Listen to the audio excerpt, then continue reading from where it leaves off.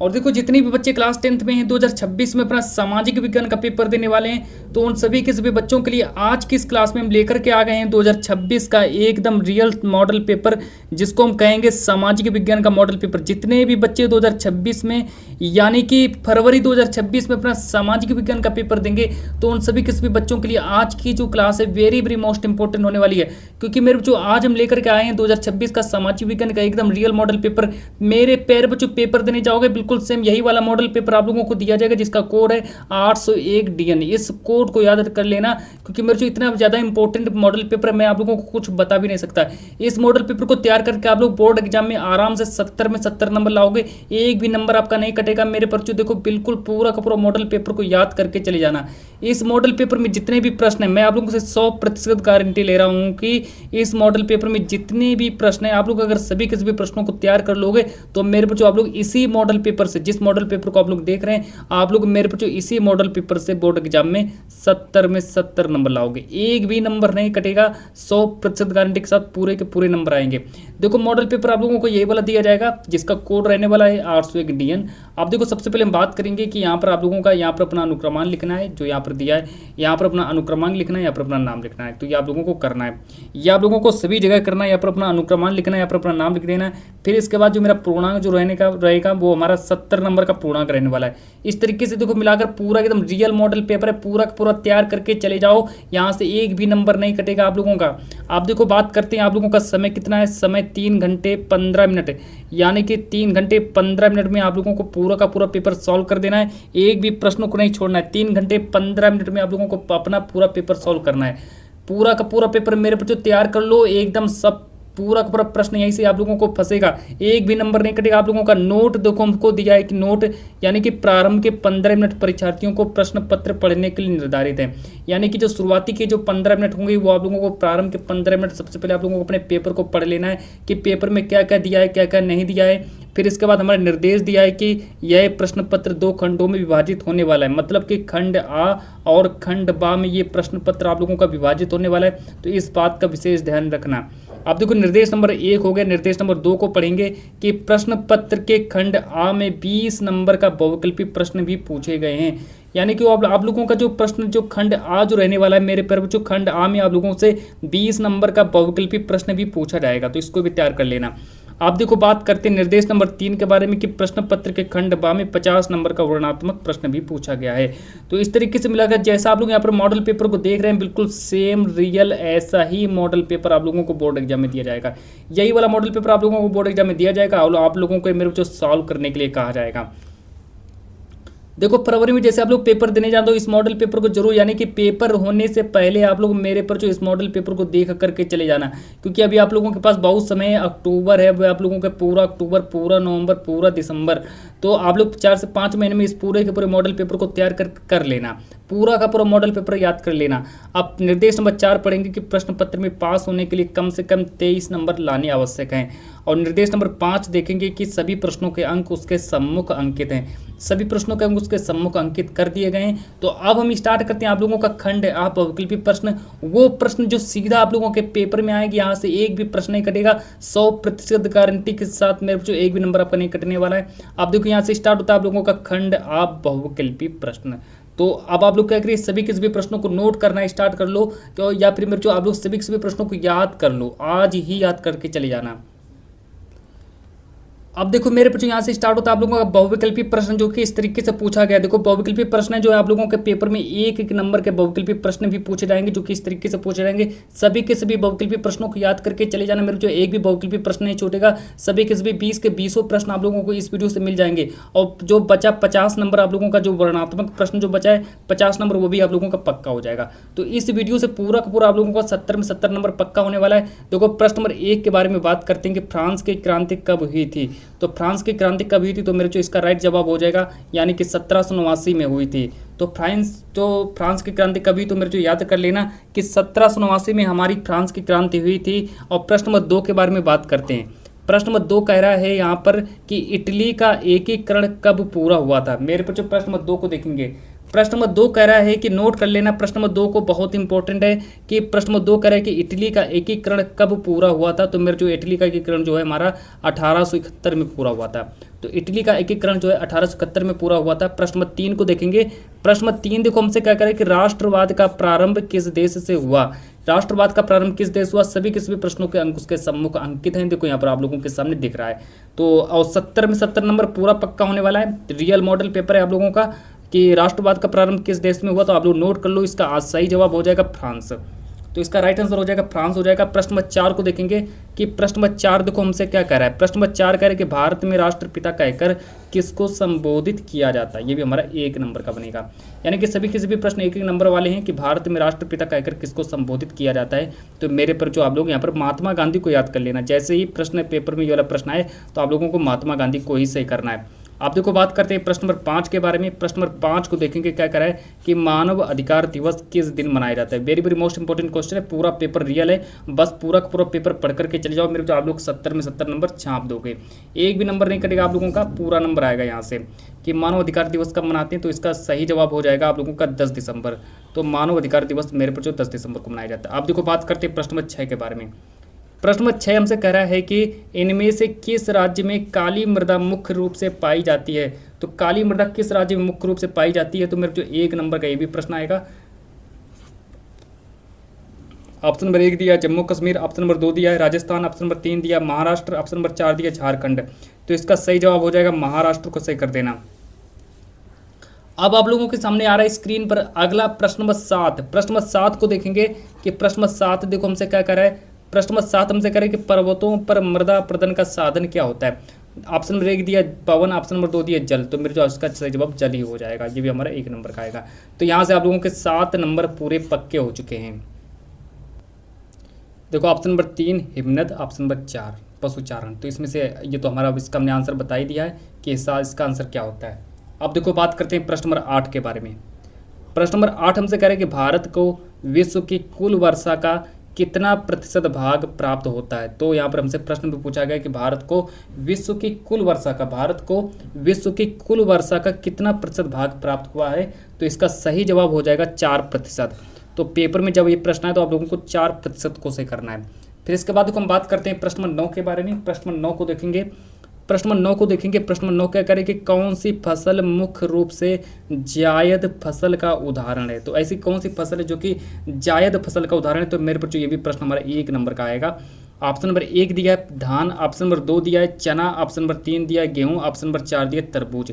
तो हमसे पूछा गया कि ऐसी कौन सी फसल है जो कि मुख्य रूप से जायद की फसल है। तो जायद की फसल कौन सी हो जाएगी। तो इसमें से हमारा ऑप्शन नंबर 4 हमारा पूरा सही हो जाएगा। आप देखो बात करते हैं प्रश्न नंबर 10 के बारे में। प्रश्न नंबर 10 देखो हमसे क्या कह रहा है। प्रश्न नंबर 10 हमसे देखो क्या कह रहा है कि रबी की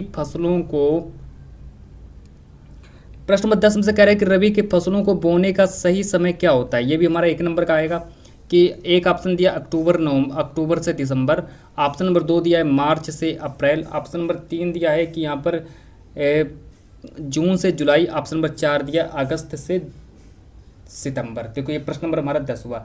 तो इसका सही जवाब हो जाएगा अक्टूबर से दिसंबर। तो ऑप्शन नंबर 1 हमारा पूरा सही हो जाएगा। मेरे पर जो अक्टूबर से दिसंबर को सही करके चले जाना। आगे देखो बात करते हैं प्रश्न नंबर 11 के बारे में। प्रश्न नंबर 11 देखो हमसे कह रहा है कि बेल्जियम कहाँ स्थित है। जो कि बेल्जियम कहाँ स्थित है। ऑप्शन नंबर 1 दिया अफ्रीका में स्थित है, ऑप्शन नंबर 2 दिया है एशिया में स्थित है, ऑप्शन नंबर 3 दिया ऑस्ट्रेलिया में है, ऑप्शन नंबर 4 दिया यूरोप में है। तो ये भी प्रश्न हमारा 1 नंबर का पूछा जाएगा। तो इसका सही जवाब हो जाएगा मेरे पर जो इसका राइट आंसर हो जाएगा यूरोप सही हो जाएगा। आप देखो बात करते हैं प्रश्न नंबर 12 के बारे में। प्रश्न नंबर 12 को देखेंगे कि प्रश्न नंबर 12 देखो हमसे क्या कह रहा है। प्रश्न नंबर 12 हमसे कह रहे हैं कि निम्नलिखित देशों में कहाँ संघात्मक शासन नहीं है। तो उस देश का नाम बताना है जिस देश में संघात्मक शासन नहीं है। तो ये आप लोगों का 12 प्रश्न है ना। तो संयुक्त राज्य अमेरिका दिया है, श्रीलंका दिया है, बेल्जियम दिया है, भारत दिया है। तो हमसे पूछा गया है कि कहाँ पर संघात्मक शासन नहीं है। तो याद रखना बेल्जियम में संघात्मक शासन नहीं, ये भी हमारा 1 नंबर का आएगा। आप देखो बात करते हैं प्रश्न नंबर 13 के बारे में। प्रश्न नंबर 13 को देखेंगे कि निम्नलिखित में से कौन सा राज्य सूची का विषय, राज्य सूची का कौन सा विषय। तो ये भी हमारा 1 नंबर का आएगा। मुद्रा दिया है और विदेशी कार्य दिया है, बैंकिंग दिया है और व्यापार दिया है। तो प्रश्न नंबर 13 का हमारा सही जवाब हो जाएगा व्यापार। तो व्यापार हमारा सही हो जाएगा। प्रश्न में हमसे पूछा गया है कि निम्नलिखित में से कौन सा राज्य सूची का विषय है। तो व्यापार जो है राज्य सूची का विषय। तो आप लोग यहाँ पर व्यापार को सही करके चले आना। आप देखो प्रश्न नंबर 14। प्रश्न नंबर 14 के बारे में बात करते हैं कि भारत में पंचायती राज की स्थापना कब हुई थी, तो ये भी हमारा 1 नंबर का आएगा। तो चलो इसके 4 ऑप्शन देख लो कौन कौन से इसके 4 ऑप्शन हैं। ऑप्शन नंबर 1 दिया 1980, ऑप्शन नंबर 2 दिया 1990, ऑप्शन नंबर 3 दिया 1992, ऑप्शन नंबर 4 दिया 2004। तो हमसे पूछा गया कि पंचायती राज की स्थापना कब हुई थी, तो मेरे पर जो पंचायती राज की स्थापना 1990 में हुई थी। इस तरीके से याद कर लो। अब देखो बात करते हैं प्रश्न नंबर 15 के बारे में कि लोकतांत्रिक देश में कौन से समान व्यवस्थाएं होती हैं। तो लोकतांत्रिक देश में कौन से समान व्यवस्थाएं होती हैं, तो ये हमारा प्रश्न नंबर 15 है। ऑप्शन नंबर 1 देखेंगे औपचारिक संविधान, ऑप्शन नंबर 2 देखेंगे कि चुनाव और राजनीतिक दल, ये भी हमारा 1 नंबर का आएगा। ऑप्शन नंबर 3 देखेंगे नागरिकों के अधिकार, ऑप्शन नंबर 4 देखेंगे उपयुक्त सभी। तो इसका देखो प्रश्न नंबर 15 का हमारा जो सही जवाब हो जाएगा, प्रश्न नंबर 15 का सही आंसर हो जाएगा उपयुक्त सभी। तो आप लोगों को यहाँ पर उपयुक्त सभी पर टिक करना है। पूरा का पूरा 70 में 70 नंबर आज ही पक्का कर लो। प्रश्न नंबर 16 को देखेंगे। प्रश्न नंबर 16 हमसे कह रहा है कि यहाँ पर क्या कह रहा है, देखो प्रश्न नंबर 16 कि सूचना का अधिकार अधिनियम कब लागू किया गया। तो सूचना का अधिकार अधिनियम कब लागू किया गया, तो मेरे जो 1 नंबर का ये वाला भी प्रश्न आएगा।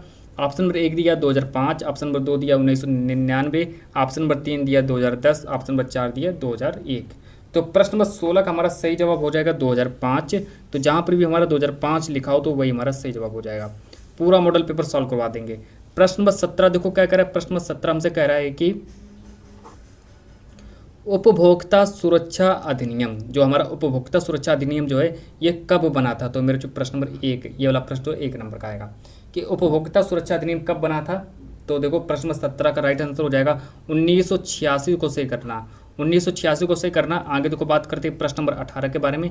प्रश्न नंबर 18 देखो हमसे कह रहा है कि दो राज्यों के बीच वस्तुओं का आदान प्रदान कहलाता है। तो दो वस्तुओं के बीच दो राज्यों के, यहाँ पर लिखा है दो राज्यों के बीच वस्तुओं का आदान प्रदान क्या कहलाता है। तो मेरे पर जो 1 नंबर का ये वाला भी प्रश्न आएगा।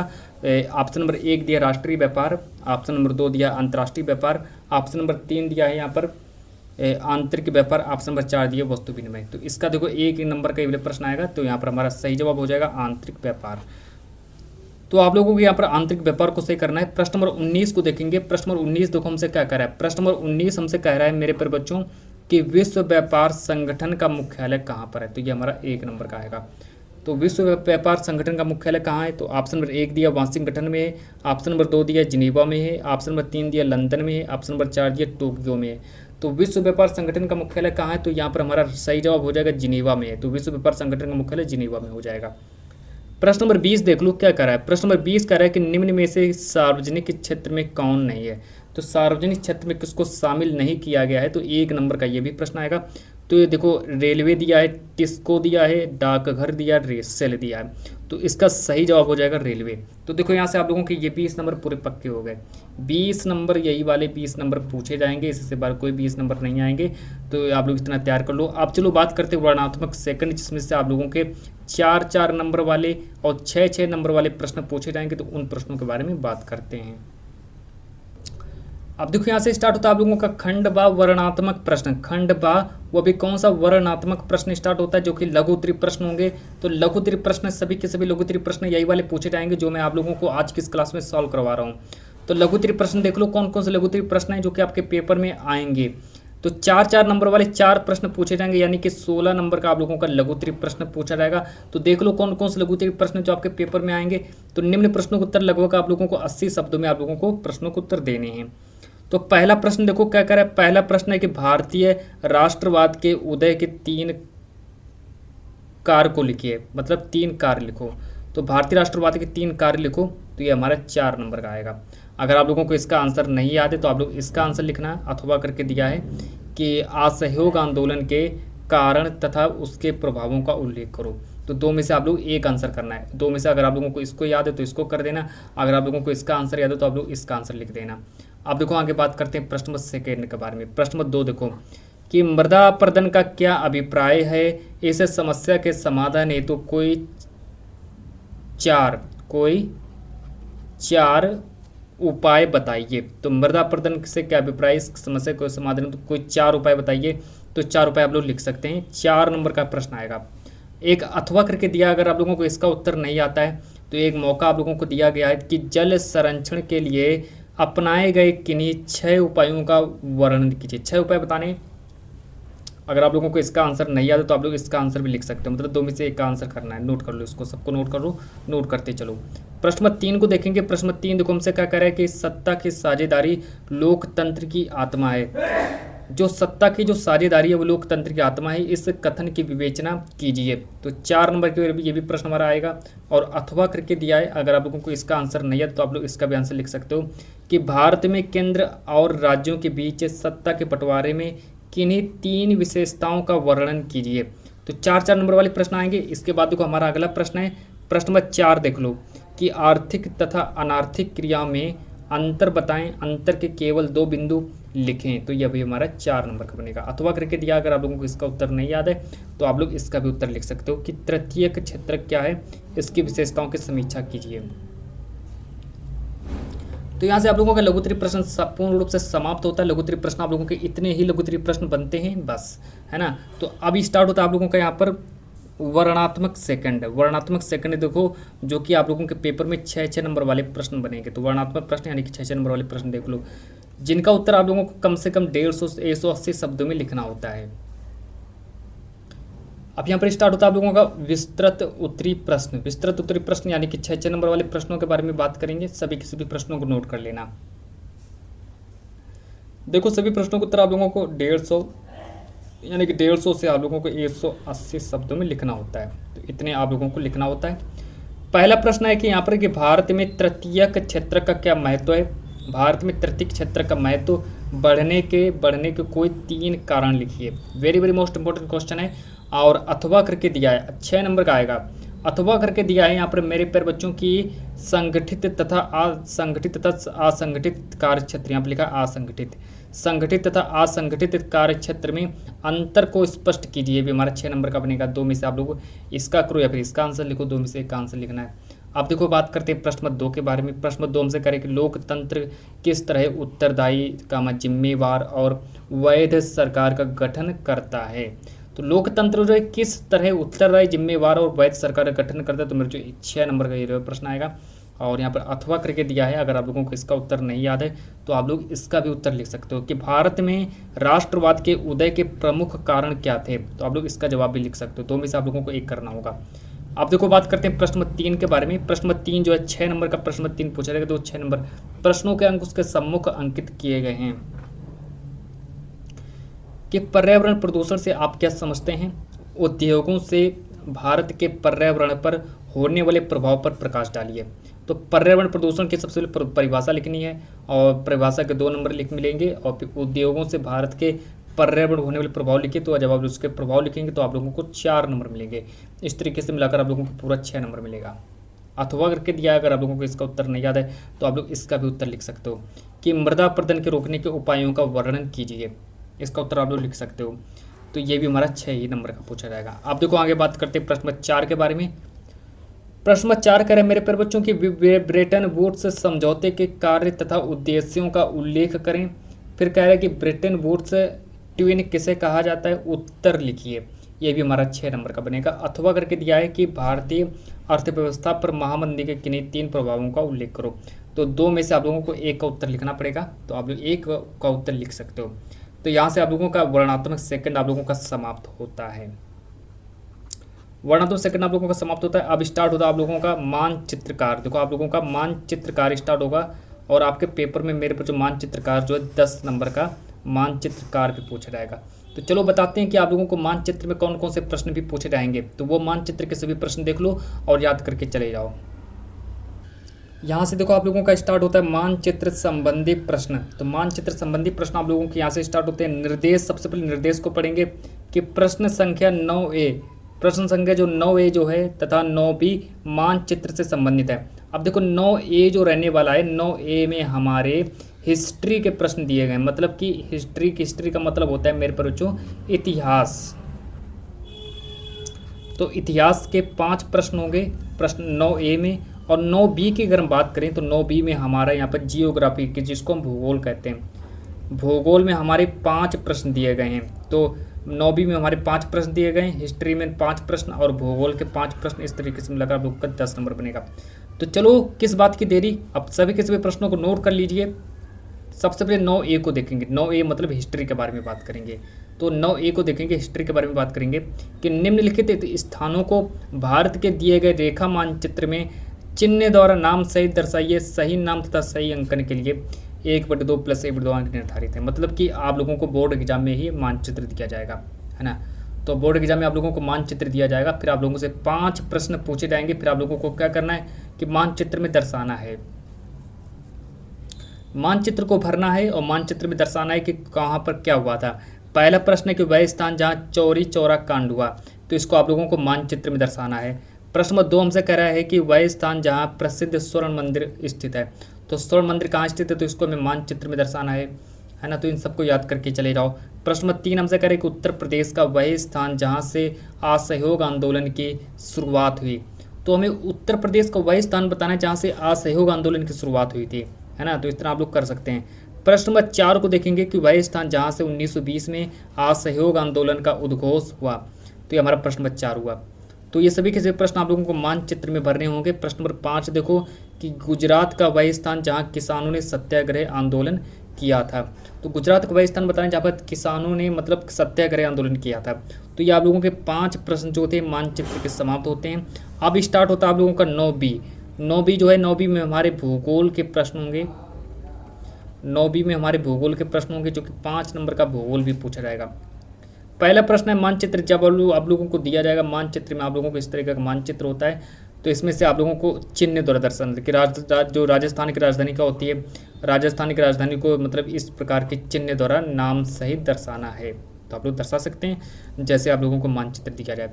प्रश्न नंबर 2 हमसे करें कि मैंगनीज उत्पादक का एक क्षेत्र, जैसे कि मैंगनीज उत्पादक का कोई क्षेत्र बताना है और उसको हमें इस प्रकार के गोले के रूप में चिन्ह द्वारा नाम सहित दर्शाना है। प्रश्न नंबर 3 को देखेंगे कि जो हमारा मूंगफली का सबसे बड़ा उत्पादक राज्य कौन सा है, तो उत्पादक राज्य कौन सा है उसको हमें इस प्रकार के चिन्ह द्वारा दर्शाना है, नाम द्वारा सहित चिन्ह द्वारा सबको दर्शाना है। प्रश्न नंबर 4 हमसे करें कि सलाल बांध चिन्ह नाम द्वारा नाम सहित दर्शाना है, तो सलाल बांध को दर्शा देना। फिर इसके बाद हमारा प्रश्न नंबर 5 कह रहा है कि ताप्ती नदी जो है इसको हमें इस प्रकार के चिन्ह द्वारा नाम सहित दर्शाना है। तो देखो आप लोगों का मानचित्र कार्य भी पूरा का पूरा समाप्त होता है। तो जब तक कि आज के इस वीडियो को मैं इतना ही रखता हूँ। यहाँ से आप लोगों का पूरा मॉडल पेपर मैंने समाप्त कर दिया है। पूरा का पूरा मॉडल पेपर तैयार करके चले जाओ, सभी के सभी प्रश्न आप लोगों को यहाँ से मिल जाएंगे।